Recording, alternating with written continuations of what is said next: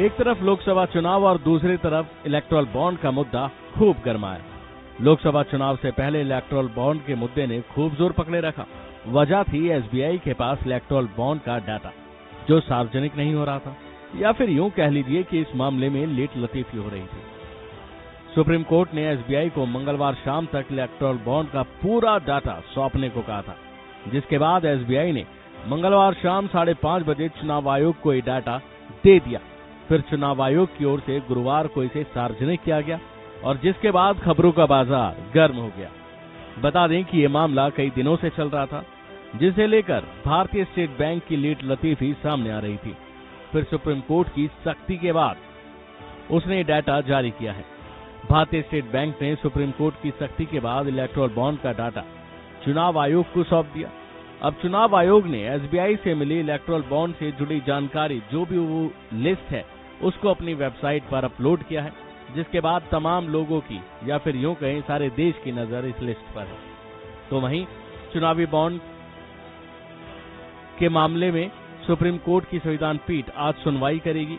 चुनाव आयोग को इलेक्टोरल बॉन्ड का डाटा आज शाम 5 बजे तक अपनी आधिकारिक वेबसाइट पर शेयर करने के लिए कहा गया था। अब चुनाव आयोग की ओर से अपनी वेबसाइट पर इसे पब्लिश भी कर दिया गया है। चुनाव आयोग की वेबसाइट में 763 पेजों की 2 लिस्ट डाली गई है, जिसे देखकर आप भी हैरान हो जाएंगे। एक लिस्ट में इलेक्टोरल बॉन्ड खरीदने वालों की डिटेल है, तो वहीं दूसरी लिस्ट में राजनीतिक पार्टियों को मिले बॉन्ड का ब्यौरा दिया गया है। चुनाव आयोग की वेबसाइट में अपलोड की गई सारी जानकारी 3 मूल्य वर्ग के बॉन्ड की खरीद से जुड़ा हुआ है। इलेक्टोरल बॉन्ड 1 लाख रुपए, 10 लाख रुपए और 1 करोड़ रुपए में खरीदे गए हैं। हालांकि दी गई जानकारी में यह भी पता लगाने का कोई तरीका नहीं है कि किस कंपनी ने किस पार्टी को डोनेशन दिया है, जो कि सबसे अहम मसला है, क्योंकि अगर ये पता चल गया तो इसमें भी सारा पता लग जाएगा कि आखिर किस पार्टी को किस फर्म ने कितना चंदा दिया है। जो लिस्ट आई है उसके जरिए ये पता चल रहा है कि किसको कितना चंदा मिला है।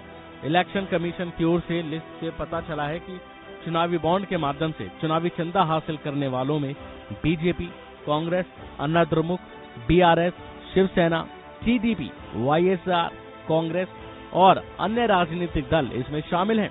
तो वहीं दूसरी ओर चुनावी बॉन्ड के माध्यम से राजनीतिक दलों को दान देने वालों की लिस्ट में कई नामी कंपनियों के नाम शामिल हैं, जिसमें Grasim industries, Megha engineering, Piramal enterprises, Torrent power, भारतीय Aircel, DLF commercial developers, Vedanta limited, Apollo tyres और सन फार्मा समेत कई फर्म शामिल हैं।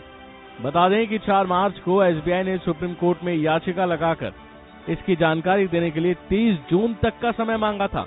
एसबीआई का कहना था कि ये डेटा का मिलान करने में अभी समय लगेगा, जिसके लिए 30 जून तक की मोहलत मांगी गई थी।